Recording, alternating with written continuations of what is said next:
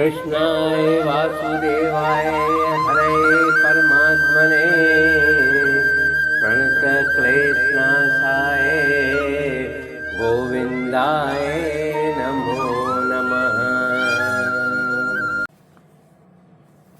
जय श्री कृष्ण मेरे सनातनी बंधुओं। श्रीमद् भगवत गीता के पिछले अंक में हम लोगों ने दूसरे अध्याय के 48वें श्लोक तक का अध्ययन किया था। भगवत गीता के इस अंक में हम लोग श्लोक संख्या 49 से प्रारंभ करेंगे। श्लोक संख्या 49। इस समत्व रूप बुद्धि योग से सकाम कर्म अत्यंत ही निम्न श्रेणी का है।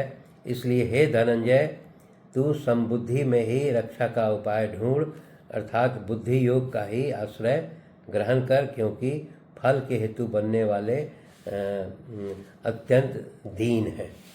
इसमें वो ये समझा रहे हैं कि जो सकाम कर्म करने वाले होते हैं वे जो है निम्न श्रेणी के होते हैं, और जो समत्व रूपी बुद्धि योग से कर्म करते हैं वो उच्च श्रेणी के होते हैं। इसलिए वो कहते हैं कि हे अर्जुन, तू समबुद्धि में ही समबुद्धि रहते हुए समान समत्व की भावना को रखते हुए ही तुम अपना कर्तव्य को करो, क्योंकि जो सकाम कर्म करते हैं उनको फल की प्राप्ति की इच्छा रहती है और वो अत्यंत दीन होते हैं।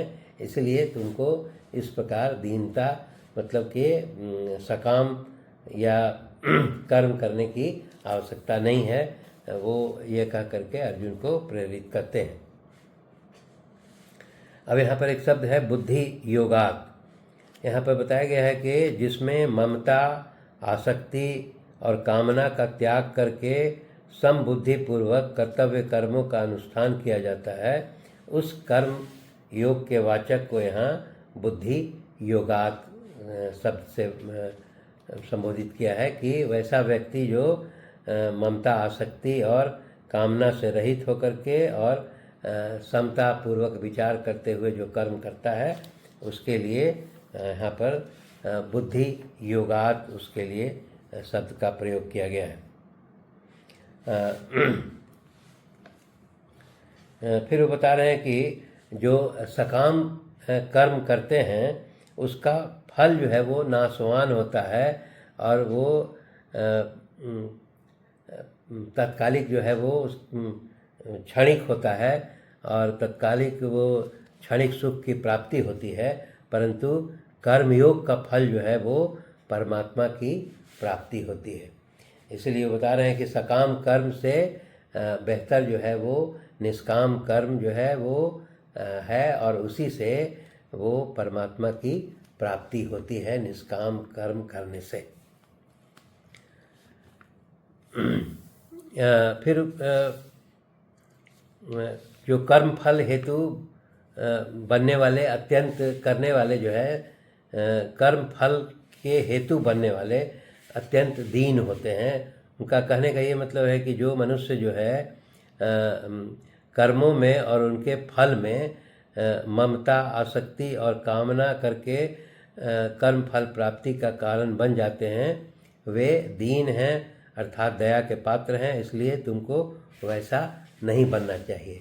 वो बता रहे हैं कि जो मनुष्य जो है फल की कामना से और आसक्ति के साथ जो है कोई कर्म करते हैं, वे हमेशा जो है दीन हैं और दया के पात्र हैं। इसलिए वो अर्जुन को कहते हैं कि तुमको इस तरह का आसक्ति के साथ कर्म नहीं करना चाहिए, बल्कि समभाव से ममता रहित, आसक्ति रहित होकर के कर्म करना चाहिए। और तुम्हें वो जो कामना के साथ कर्म करते हैं वैसे दीन रूपी पुरुष नहीं बनना चाहिए। श्लोक संख्या 50। समबुद्धि युक्त पुरुष पुण्य और पाप दोनों को इसी लोक में त्याग देता है, अर्थात उनसे मुक्त हो जाता है। इससे तू समत्व रूप योग में लग जा।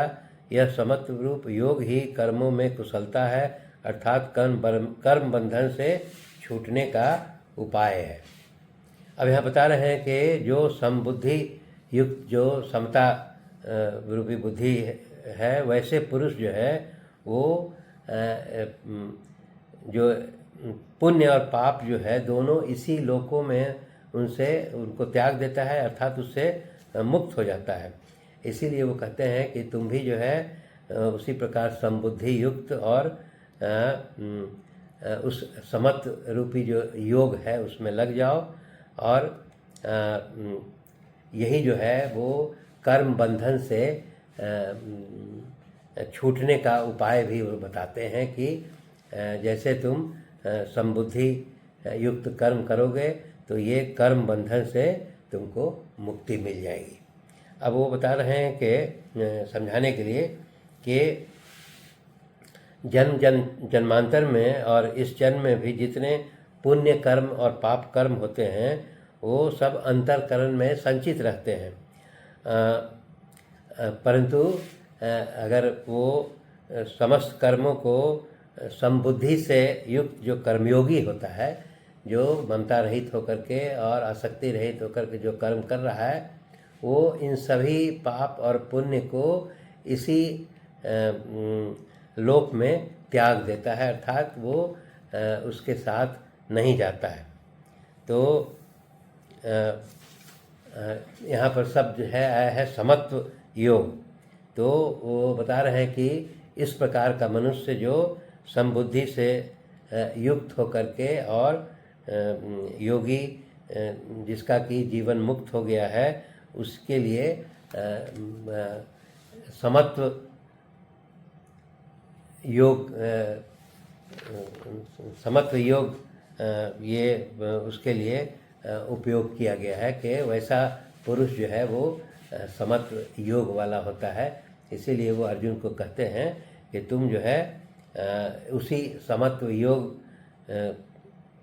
के कर्म का पालन करो, और ये कर्म बंधन छूटने का उपाय है। वो ये कहते हैं कि ये जो समत्व योग जो है वही कर्मों से छूटने का सबसे अच्छा वो तरीका है, ये समत्व योग। इसलिए समबुद्धि से युक्त होकर कर्म करने वाला मनुष्य इसके प्रभाव से उनके बंधन में नहीं आता है। इसलिए कर्मों में योग ही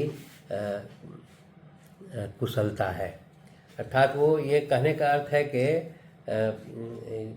जन्म जन्मांतर का जो पाप और पुण्य है सभी वो अंतःकरण में संचित रहते हैं, परंतु जो व्यक्ति जो है वो समबुद्धि के आधार पर कर्म करता है, वो इन सभी बंधनों से मुक्त हो जाता है। श्लोक संख्या 51। क्योंकि समबुद्धि से युक्त ज्ञानी जन कर्मों से उत्पन्न होने वाले फल को त्याग कर जन्म रूपी बंधन से मुक्त हो निर्विकार परम पद के प्राप्त हो जाते हैं। वो कह रहे हैं कि वो जो व्यक्ति इस समबुद्धि से युक्त होकर के जो कर्म फल की आसक्ति को त्याग करके जो कर्म करता है, वो जन्म रूपी कर्म बंधन से मुक्त होकर के परम पद को प्राप्त करता है। अब यहाँ पर जो है कुछ शब्द है, उसको हम लोग देखते हैं। बुद्धि युक्ता, जो अभी हम लोगों ने अध्ययन किया कि जो व्यक्ति जो है समबुद्धि से युक्त है, जिसका वर्णन हम लोगों ने पहले किया, अर्थात जिसमें समभाव की अटल स्थिति हो गई है, ऐसे कर्मयोगी को यहाँ पर बुद्धि युक्ता कहते हैं। और बुद्धि युक्ता के साथ एक शब्द प्रयोग किया गया है मनीषिन। यह कहकर यह बताया गया है कि जब यह योगी समभाव से युक्त होकर मनुष्य जन्म को सफल कर लेते हैं तो वे वास्तविक में बुद्धिमान और ज्ञानी हैं। तो श्री कृष्ण का कहने का ही अर्थ है कि जो समबुद्धि के आधार पर जो कर्म करते हैं वो बुद्धियुक्ता होते हैं और वो बुद्धिमान और ज्ञानी भी होते हैं।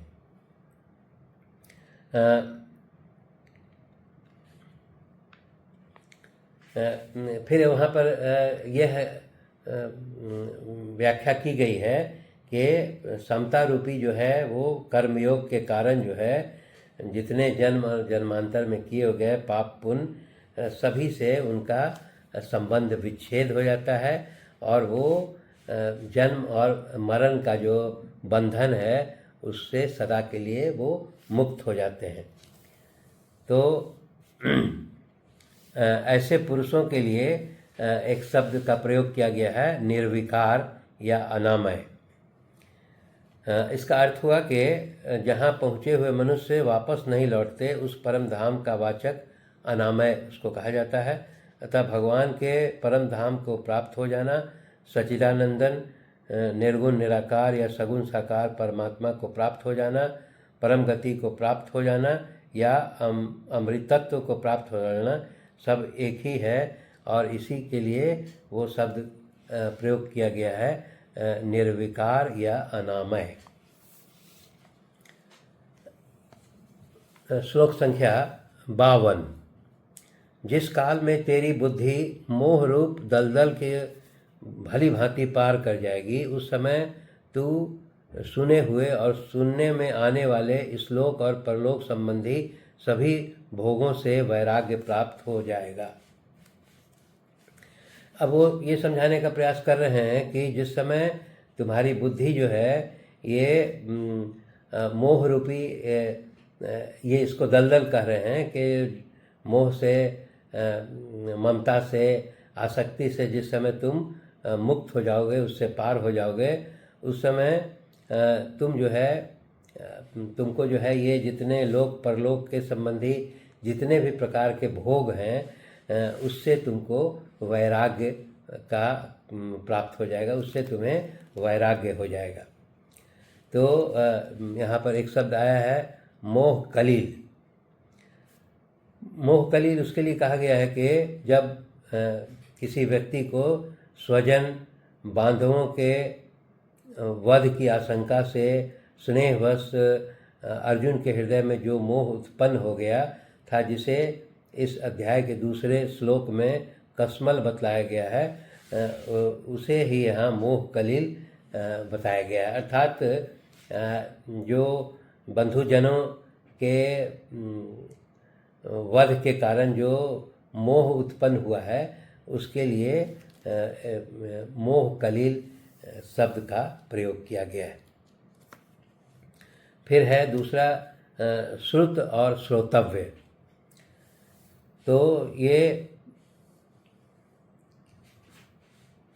श्रुत का यहाँ पर अर्थ ये दिया गया है कि इस लोक और परलोक में जितने भी भोग और ऐश्वर्य इत्यादि जो देखने और सुनने और अनुभव में आ चुके हैं उसको श्रुत कहते हैं, और जो भविष्य में जो देखे और सुने और अनुभव किए जा सकते हैं उसको श्रोतव्य कहते हैं। इसको समझने के लिए समझना चाहिए कि जो भोग की वस्तु जो प्राप्त हो चुकी है उसको श्रुत कहते हैं, और जो भविष्य में जिसकी आशा की जा सकती है वैसे भोग के लिए श्रोतव्य शब्द का प्रयोग किया गया है। इसीलिए वो ये कहते हैं कि भगवान श्री कृष्ण की उन सब को दुख और अनित्य समझकर उनमें जो आसक्ति का सर्वथा अभाव हो जाना, यही उसमें वैराग्य को प्राप्त होता है। अब वो बता रहे हैं कि जैसे श्रुत और श्रोतव्य मतलब जो भोग प्राप्त हुआ या जो भोग प्राप्त हो सकता है उन सभी से जो है वो निर्लिप्तता हो जाए और उसमें आसक्ति का सर्वथा अभाव हो जाए, तो वैसी स्थिति को ही वो वैराग्य कह सकते हैं। इसीलिए वो बोलते हैं कि तुम ये सारे लोक परलोक संबंधी जितने भोगों को उस पर आसक्ति को त्याग करके और वैराग्य को प्राप्त कर जाओ। धन्यवाद। शेष अगले अंक में।